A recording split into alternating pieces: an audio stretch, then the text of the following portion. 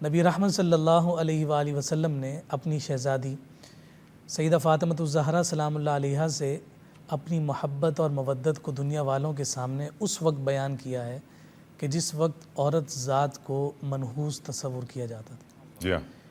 بیٹی پیدا ہوتی تھی تو زندہ درگور کر دیا جاتا تھا. جی ہاں. اور اس دور میں امام الانبیاء صلی اللہ علیہ وسلم کا یہ اعلان کرنا کہ یہ میرے جگر کا ٹکڑا ہے، یہ صرف محبت کا اظہار نہیں تھا، بلکہ اس دور میں ایک اعتبار سے اعلان جہاد تھا کہ بیٹیاں دفنانے کے لیے نہیں ہوتیں بلکہ دلوں پر حکمرانی کرنے کے لیے ہوتی. سبحان اللہ. اور اگر وہ بیٹی ہو امام الانبیاء کی اوف. تو پھر حضور علیہ الصلوۃ والسلام انہیں جب اسٹیٹس دیں، مقام دیں، مرتبہ دیں، تو حضور فرمائیں کہ یہ سیدۃ نساء اہل الجنہ، کہ اہل جنت کی جتنی خواتین ہیں یہ ان کی سردار ہیں. اور پھر اور آگے بڑھ کر ذکر فرمائیں کہ سیدۃ نساء العالمین، عالمین کی جتنی خواتین ہیں میری یہ شہزادی تمام کی سردار ہے، تمام کی رہبر ہے، تمام کی رہنما ہے. ہم سیدہ طیبہ طاہرہ سلام اللہ علیہا کا جب نام لیتے ہیں یہ بلا شبہ اس میں کوئی دو رائے نہیں، کسی بھی مکتبہ فکر سے تعلق رکھنے والا مسلمان ہو جب یہ خوبصورت نام زبان پر آتا ہے تو سر خود بخود جھک جاتا ہے. اللہ رب العزت نے اس نام میں ہی اتنی حیا رکھی. ہم جب آپ کا پورا نام لیتے ہیں تو ہم کہتے ہیں فاطمۃ الزہرا، اس کو زہرا بھی پڑھا جاتا ہے، زہرا بھی پڑھا جاتا ہے. زہرا یا زہرا اسے کا معنی ہوتا ہے کلی، اور جب کلی کی تعریف کی جائے تو عام فہم انداز میں ہم یہ کہتے ہیں کہ کلی جو ہے وہ پھول کی اس کیفیت کا نام ہے کہ جس وقت وہ اپنے پردوں میں اپنے حسن کو چھپا کر رکھتی.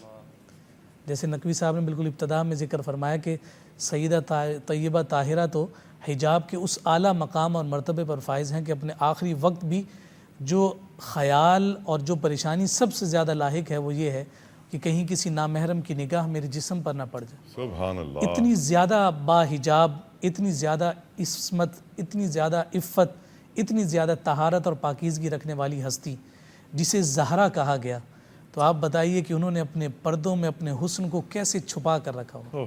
لیکن ظاہر سی بات ہے کہ حسن تو دکھانے کے لیے ہوا کرتا ہے.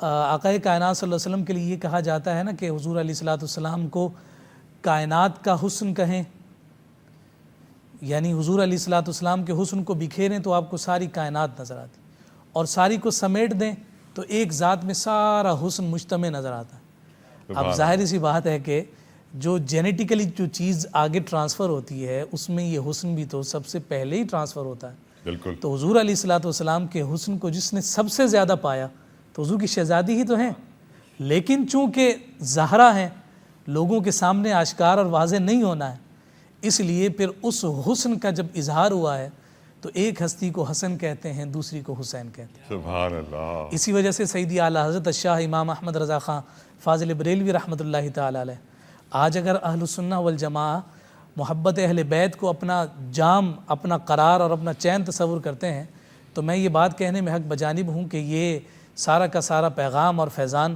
سیدی اعلیٰ حضرت کا ہی ہے. اور آپ نے اس پورے مضمون کو 2 مصروں میں ذکر کیا. کہتے ہیں کیا بات رضا اس چمنستان کرم کی، کیا بات رضا اس چمنستان کرم کی، زہرا ہیں کلی جس میں حسین اور حسن پھول.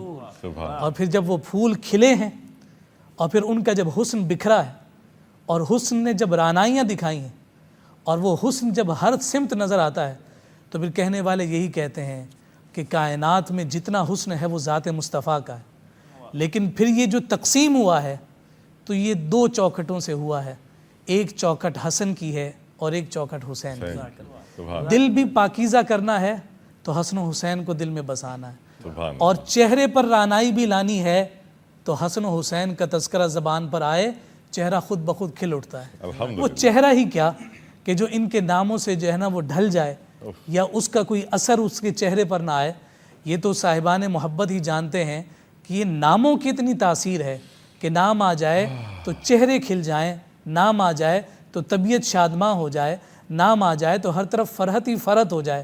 جب نام میں اتنا اثر ہے تو یہ زوات جب مدینہ المنورہ کی گلیوں میں چلتی ہوں گی، کائنات کے تاجدار انہیں اپنے زانوؤں پر بٹھا کر آقا کائنات صلی اللہ علیہ وسلم محبت کے اظہار کرتے ہوں گے، اور ان محبتوں کے جام جب صحابہ نے لیے ہوں گے تو پھر دنیا والوں نے دیکھا کہ واقعی محبت کسے کہتے ہیں اور محبت کیسے کی جاتی ہے۔ سبحان اللہ، سبحان اللہ، سبحان اللہ۔